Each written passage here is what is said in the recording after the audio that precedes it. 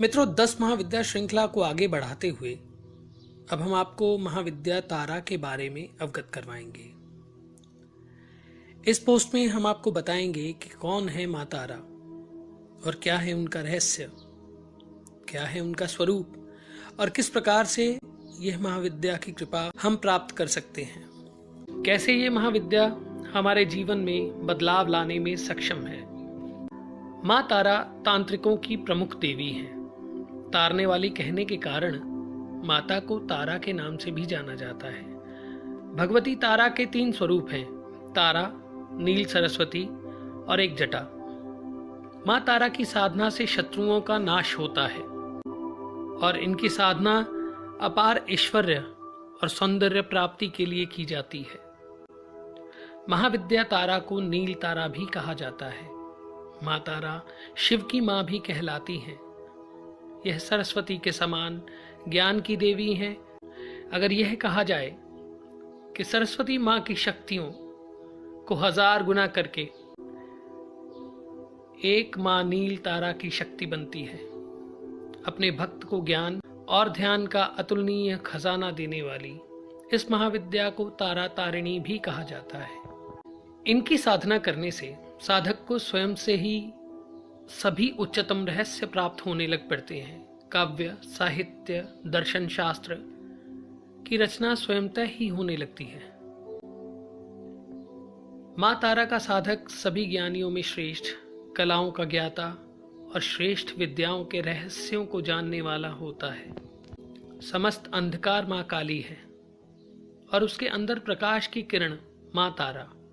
वेदों के अनुसार सोम नाम का तत्व, जिसे योगी जन अमृत कहते हैं, वही माँ तारा है।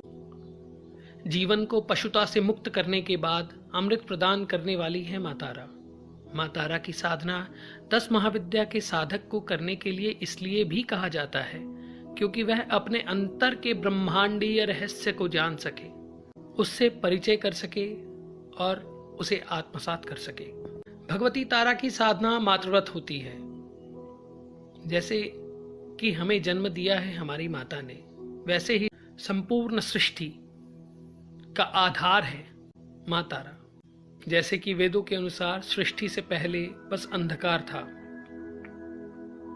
गूढ़ अंधकार, और तभी उत्पन्न हुई ऊर्जा, तभी उत्पन्न हुआ प्रकाश। वो प्रकाश माँ तारा है।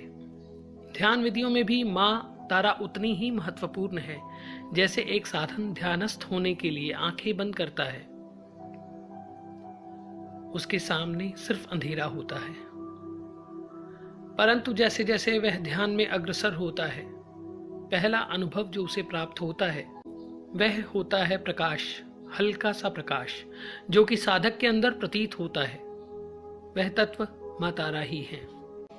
हयग्रीव नाम के राक्षस के वध हेतु देवी ने नीला शारीरिक रूप धारण किया। इससे माँ तारा नील तारा के नाम से जानी जाती हैं। देवी के उस उग्र रूप के कारण माँ को उग्र तारा भी कहा जाता है।